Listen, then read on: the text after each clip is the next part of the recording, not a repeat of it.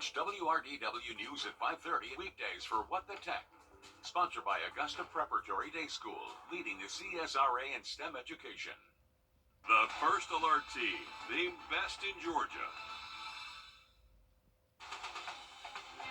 Live from Augusta, you're watching News 12, live at 5.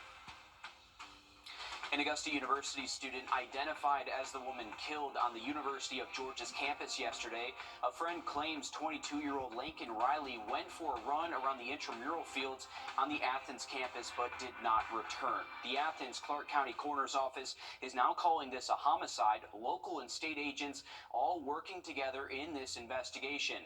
Our State House reporter Abby Kasorix explains what we've learned today. This hits home for so many people downtown walking in groups, not wanting to be alone. UGA police found Laken Riley's body in the woods behind the school's intramural fields. Her friends say she went on a run and never came back. A student center missing students after classes were called off. It feels more heavy-hearted, like the air is not as fluid, there's not as much conversation. Notice that there's a lot more people traveling in packs now. And there's a lot less people wearing AirPods in. Augusta University shares the 22-year-old was a nursing student at the Athens campus. She graduated from UGA last May. There's no higher priority at the University of Georgia than the safety and security of our campus community. The Athens Clark County coroner ruled her death as a homicide, and police are questioning a person of interest. Today we're all bulldogs, whether you went to the University of Georgia or not. Athens State Representative Houston Gaines says once justice is served, lawmakers need to focus on safety. We have seen issues with public safety in Athens, whether it's with the district attorney or a number of other issues that will need to be addressed at some point. But that's not today. Today is making sure that this individual goes to prison for murder as they should. A sorority sister of Riley shares she has friends all over campus. It's a sad day to be in Athens. In downtown Athens, I'm Abby Kasorix. And we go now to Hallie Turner live in our newsroom. And Hallie, you studied at UGA. Walk us through what you've been hearing today on campus. Yeah, well, I did, which makes the story that much harder to report on. I got the chance to speak with one of Laken's sorority sisters from Alpha Chi Omega and one of her fellow classmates, and they say they're all struggling to find those words to say. They tell me the hardest part is she was just here Monday, laughing with them, hanging out, and today she's not. But this city and the students in it, those who knew her and never met her, are all coming together to support one another. When you think about UGA, everyone always talks about how big it is, but Athens has the small hometown feel. If you ask any current or former student, Athens is our home away from home. So when something happens to one of us, it affects all of us. And the campus really comes together. Last night, Athens Church held an online prayer session around 10 p.m. They'll have their doors open tonight from 6 to 9 and most of the day tomorrow. UGA Wesley opened their chapel doors to students wanting to come in and support one another during this time.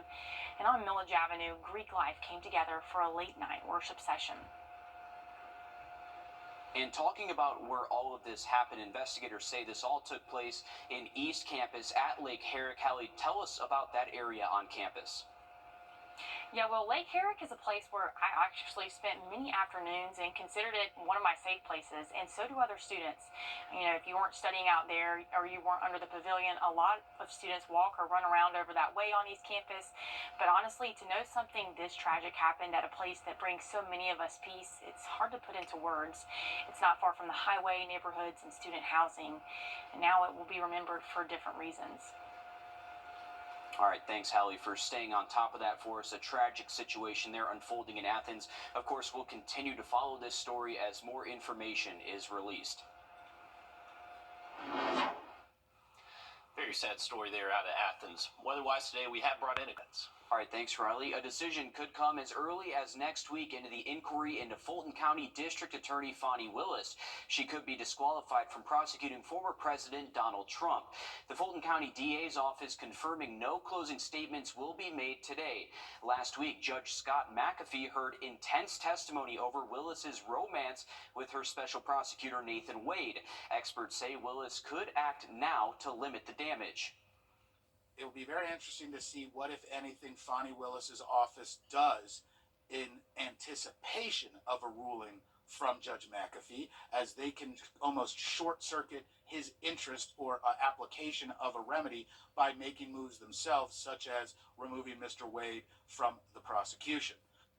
Willis indicted Trump and his allies last August, accusing them of trying to overturn Georgia's 2020 election. Next month, the Fulton County Board of Ethics is taking up 2 complaints filed against Willis. Should you be arrested if you refuse to sign a traffic ticket? Right now in Georgia, that's the law. But last year, an Atlanta church deacon named Johnny Holloman died after police used a stun gun on him for not signing a ticket. Now, a proposed bill could make signing citations optional. Right now, the city of Atlanta has a similar policy in place, but the bill would make it law. The ACLU is filing a federal lawsuit against South Carolina's Department of Corrections over its media interview policy with inmates. Right now, the Palmetto State bans news media from in-person interviews with incarcerated people. The ACLU says this policy is among the most restrictive in the country and that it violates inmates' rights. The Department of Corrections says inmates are allowed to write letters to the press, but in-person interviews could turn into a security risk if the inmate gains notoriety or manipulate the media. Returning money to the pockets of Georgia taxpayers. That's the goal of a new bill making its way through the State House right now. Georgia currently has a record $16 billion in rainy day funds. Because of state law, only Governor Brian Kemp can say how that money is spent, and he can only use about 15% of it per year. But this new bill would raise that cap to 25% and would allow the governor and lawmakers to spend it on anything from school care to school buses to child care. There are a lot of needs out there. There are a lot of folks that want to see change in their community, positive investments, and this is the biggest opportunity that we've seen in state history to be able to move the needle in that way. In the past, Governor Kemp tax rebates and raises for state employees. Lawmakers are also working on a separate effort to lower state income taxes below 4%. Right now in Georgia, if you are eligible to vote, you are automatically registered when you get a driver's license. But Republicans are now pushing for a bill that would require people to opt in instead of it being automatic. The measure moves forward as Georgia is expected to play a big part in this year's presidential election. In 2020, 98% of eligible voters were registered. In 2016, before the automatic registration was in place, that number sat at 78%. Detecting ovarian cancer earlier. New technology developed in Georgia could save the lives of thousands of women. Coming up next. Riley? Well, the pollen count is staying high this weekend, but temperatures are going to go down a little bit. We'll have that full forecast just after break. Thanks, Riley. It's called the silent killer. Most women don't know they have ovarian cancer until it's too late. But now researchers at Georgia Tech are developing a diagnostic test that could save lives using artificial intelligence. Chelsea Vifor shows us how. Melissa Malone crochets a blanket on her couch. It's a hobby she picked up while undergoing treatment for stage 1 ovarian cancer. I don't think anybody really prepares you for the not only the physical effects, but the emotional and mental effects. At just 38 years old, Melissa discovered the disease by chance after a full-body scan revealed a cyst on her ovary. Doctors diagnosed Kim Earhart with stage 4 ovarian cancer after months of uncomfortable bloating and pelvic pain. And no one knows that they're not getting screened at their yearly appointments. They're testing you for cervical cancer when they do your pap smear. Like, that doesn't find ovarian cancer. It usually doesn't have symptoms until it's late stage. The Atlanta-based Centers for Disease Control says right now there is no early diagnostic test or routine screening for ovarian cancer, something that researchers here at Georgia Tech are hoping to change. The power of this is to catch it early. Jeffrey Skolnick is a Georgia Tech biological sciences professor and one of the researchers developing a new test that they say detects ovarian cancer with a 93% success rate. So in this case, the green ones and the red and the blue ones are normal. Unfortunately, this orangish one comes up as positive. Skolnick explains that after patients give a blood sample, artificial intelligence scans the metabolic profile to determine the probability that someone does or does not have cancer. AI can learn the collective patterns, and this is the key. It's like a fingerprint. I have spent my entire life trying to figure this out. Director of Gynecological Oncology at Emory's Winship Cancer Institute, Dr. Susan Modesitt, says after reading about the new study, she thinks there is potential, but isn't sold that this will be the long-awaited solution doctors have been looking for decades. The hard part is whether that is really going to translate into picking people up before their cancer has spread and being able to impact survival and improving outcomes for women. Still, women like Melissa and Kim say this study gives them hope. I don't want anybody to have to go through this if they don't have to, so any kind of early detection or screening would be amazing. If they have that option for women to get a test for ovarian cancer, it will change everything for the trajectory of their life, for sure. That's an awesome thing. Earhart runs a nonprofit called Hearts of Teal that helps connect women with ovarian cancer with other patients and survivors. You can find out more about that on our website, wrdw.com. Well, more than 19 million pounds of garbage now being used to decorate homes. We'll show you how, coming up next. First Alert Radar, powered by Jim Hudson Automotive Group. You can't see the most prescribed biologic for asthma. Recycling is now easier and more common than ever, but there are still so many items that can't be recycled that end up in landfills. Things like light bulbs, batteries, and certain types of plastics. But a national company now making roots in the South specializes in these hard-to-recycle items. Courtney Jacobazzi shows us how.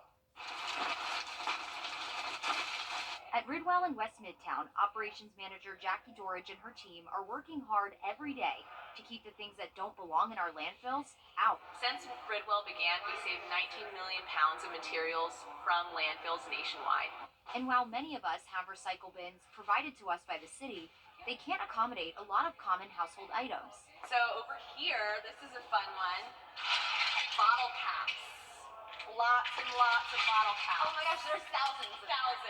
That's where Wrdw steps in. We have little canvas bags that are labeled, and we pick up items like plastic film, which is like plastic bags that you see here, multi-layered plastic, which is like a chip bag or a granola bar bag, batteries, light bulbs. The items are picked up bi-weekly before they're sent off to be repurposed. And so all of this plastic film that we collect gets made into decking. We send it to a company called Trex, and they make it into this really cool, innovative decking material. This is the first location on the East Coast, and Dorridge says for a city like Atlanta, the mission towards sustainability globally is just as important here. So yeah, the environmental impact is so important. Atlanta is a city in a forest, so we want to do whatever we can to make that sustainable for the next generation. But it doesn't stop there. Wrdw is also making it easier to give back to the place we call home. We have a rotating category that we partner with nonprofits that are in the local area. So we'll collect items like non-perishable foods, or right now, Christmas ornaments. Wrdw, or Friends of Disabled Adults and Children, is the nonprofit for this rotation. Its mission is to help people with injuries or disabilities have free access to medical equipment. Chris Brand, president of Wrdw, says the collaboration with Wrdw has been a great opportunity. Having their help, giving us the awareness of the medical equipment in our pipeline, or items for our thrift store, which support our free medical equipment program. We're super thrilled to have their partnership. Giving back to the environment and the community around us. I feel like that is the essence of Atlanta, so I think it has been a huge hit, and it will continue to be good. One piece of trash at a time. Wrdw is currently not available in our area, but the company says it is looking to expand where there is interest in Georgia. Breaking news live at 5. We've just learned that a suspect has been taken into custody in the case of an AU student killed on the University of Georgia's campus. The coroner in Athens saying the death of 22-year-old Laken Riley is being investigated as a homicide. There will be another press conference tonight at 7 o'clock with the latest information in this case. We will take that press conference live for you during our 7 o'clock newscast. Again, a suspect now in custody in this case. Of course, we'll keep you updated as we learn more. Riley? Well, we are looking to cool off a little bit heading into the weekend, but warming right back up into next week. We'll have another look at that 7-day forecast just after the break. Free shipping. Visit plexidermtrial.com or call the number on your screen. Take a look at this. A dog boarding company in the Grand Strand now offering golf cart rides for dogs. It's called Petey's Pup Rides, inspired by her own dog who loves golf carts. She says that she noticed most of her clients' pets, both big and small, love the golf carts as well. So now the dogs zoom around all across the beach, and it helps them burn some energy. Each pup that we pick up gives us the biggest greeting you've ever seen. In fact, I think we've been knocked down a couple of times. And she's having a good time there. The dogs do have a buckle up, of course. PD's Pup Rides also hopes to buy another pup mobile in the future to give even more pups the ride of a lifetime. I've tried to take my dog Stash, 85-pound chocolate lab, on a golf cart, gets way too excited and likes to jump off all the time. I'm scared he's going to hurt himself. So he won't just like hang out on the seat? No. Because we used to have an old yellow lab who, like, she was sitting captain seat the entire time on that he's golf a goofball. cart ride. But quick view outside, we are Let's. All right, thanks, Rodley. A 13-year-old is facing murder charges in Augusta after authorities say they pushed a 74-year-old woman at a convenience store. This happened on January 24th, where Chong Chan tried to stop 3 people from shoplifting a 12-pack of beer. Deputies say the 13-year-old pushed Chan to the ground, where she hit her head. She died from her injuries on Tuesday. The 13-year-old is now being charged with murder while in commission of a felony. The jury is now deliberating in the nation's first federal trial over a hate crime based on gender identity. Wrdw is accused of murdering Dime Doe, a transgender woman in Allendale County, back in 2019. The prosecution saying Ritter's motive was Doe's actual and perceived gender identity. 28 witnesses have testified since the trial began on Tuesday. All new tonight on News 12 at 6 o'clock. Sydney Hood will have the latest from Columbia. Just a reminder for you, Lewiston Road and I-20 in Columbia County are still closed for construction, as many of you may know from being stuck in traffic. Crews are working on that diverging diamond project. Roads will remain closed until Monday morning at 6 o'clock. Engineers say to avoid the area altogether, head to our website, wrdw.com, for a detour map. The project started yesterday at noon. Another traffic update for you. Road work at Fury Ferry and Sullivan Hartsfield Road has been extended. It was supposed to end today at 4 o'clock, but will now continue through Monday. This is for the road widening project there. Well, hundreds of runners are getting ready for the 2024 Augusta Half Marathon tomorrow. The 10K and 5K races will start and end at the Augusta Common downtown. Here's what you need to know. All lanes on Reynolds Street from 7th to 9th Street will be closed from 4 to 9 a.m. for the start line. Now, the race will be from 7 a.m. to about 11:15. You can head to our website, WRDW, for more information on that race. The Augusta Fire Department just got their hands on some new equipment that could help save your life. They're called Lucas devices. They're automated chest compression devices that are crucial for helping first responders. They deliver consistent, high-quality CPR during cardiac emergencies. The fire chief says this tech has already saved lives in our area. Last week, I approved the addition of this equipment to our truck. Less than 24 hours later, this equipment was used to save a life. And since that time, we've had 2 lives saved with the utilization of this equipment. This is all thanks to more than $860 million in grant money. Late last year, Aiken County got its hands on a similar tech from a different company. A new program is helping female inmates learn to pave a path forward through construction. This is in Athens, Georgia, where women at the Clark County Jail are learning how to build homes. As Sawyer Bussey explains, the impact goes way beyond just learning a new skill. When you're working to change your life, you have to start with your foundation. What did you build your life on? What can change? What can be added? And it's harder to find a job once you've been arrested, whether you're found guilty or not. Then you can build the frame and the house goes up from there. I've been around construction all my life. The women here at Clark County Jail are part of the Future Foundation's Jail Resident Construction Program. This is new. The jail is partnering with the Athens Area Habitat for Humanity. We want to pour into people so they can have a better life, so they can see other options when they get out of jail. The women will rotate days learning in the classroom and building outside. The hope is they have another avenue for success when they're released. That programs like this will prevent women from finding themselves back behind bars. A lot of times people get out of jail, they have problems getting a job. This is a skill set that you can't take away. A 160 square foot tiny home is going up now. The jail is working with their partners to decide where the homes will go once they're built. But they're hoping to turn the homes into affordable housing. Just because you're in jail, that doesn't mean you can't do something else. You can't have something else. In Athens, Sawyer Bussey, Atlanta News First. A South Carolina teacher fighting illness, searching for a kidney donor, then someone who she hasn't spoke to in decades steps in to save her life. We'll share their amazing story coming up next. Riley?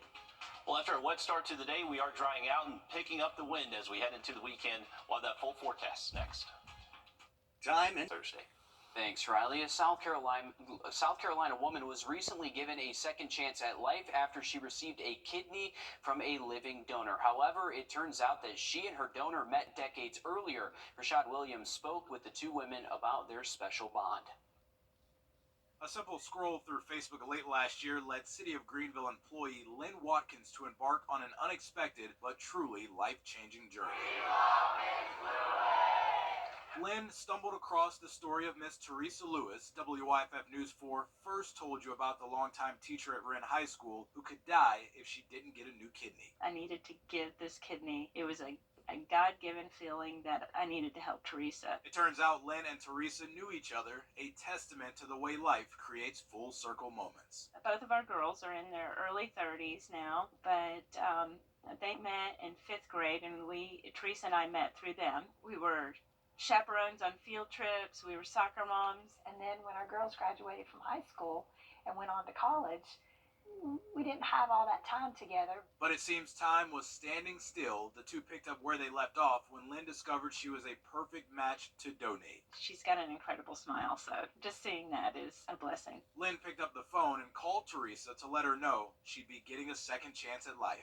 So Lynn's donating to me has opened up a world that I otherwise would not have gotten to experience at the level that I'm experiencing now. December 5th was the day. At the hospital, when we had our transplants going into it, I looked at her before we went in and I was like, "Are you nervous?" She said, "No, I'm not nervous." I said, "Me either." And our rooms were side by side. So the first time they made me get up and walk after transplant, I walked laps around the floor, and then they let me walk into her room and visit with her. Teresa, now 10 weeks post-transplant and immune compromised, slowly recovering with a piece of Lynn to get her through each day. She's nicknamed it Lenny, the kidney she has. Teresa says everyone has two kidneys, full of gratitude that Lynn decided to share one. Because of Lynn, I get to go on family vacation again this year and be with all my children. I get to have Easter egg hunts. I get to swing my grandchildren on the swings. There's so much that I'm going to get to do because of her. And the two women say they plan on having their families together often to spend time together. It's going to happen to all of us. We look at our phone and it won't connect to the cell tower. What can you do and what can't you do with only SOS? I'm Jamie Tucker. We'll take a look coming up. First, 999-9999. Tens of thousands of people woke up to their phones not working yesterday thanks to an AT&T outage. Our consumer tech reporter Jamie Tucker looks at what you can do if something like this ever happens again. What the Tech, sponsored by Augusta Preparatory Day School. Well, these outages can happen when there is a problem with the network as a whole or when the cellular provider is updating its network or the cell towers. You'll know when your network is down when you see SOS at the top of the screen. If you're in a car, you won't be able to stream music from Spotify or use GPS navigation apps, but you should be able to call 911. Cell companies share space on cell towers, so when a 911 call cannot be placed on one network, another network makes that connection. There were some call centers reporting that 911 calls were not getting through, and the FCC will investigate why that might have happened. If your service goes down, your phone will connect to the internet if you're on Wi-Fi. And if you make one change in settings, calls and texts will go through. In settings under cellular, turn on Wi-Fi calling. So when a Wi-Fi signal is stronger than a cell signal, that call will be placed over the internet. But you'll need to change this setting when you have a cellular network signal. You may not be able to change the setting if you're in SOS mode. So it's important to make these changes before there's an actual problem because all networks have gone down from time to time, and they will all go down again. That's What the Tech. I'm Jamie Tucker. Going into the 2024 season, the Atlanta Braves are one of a handful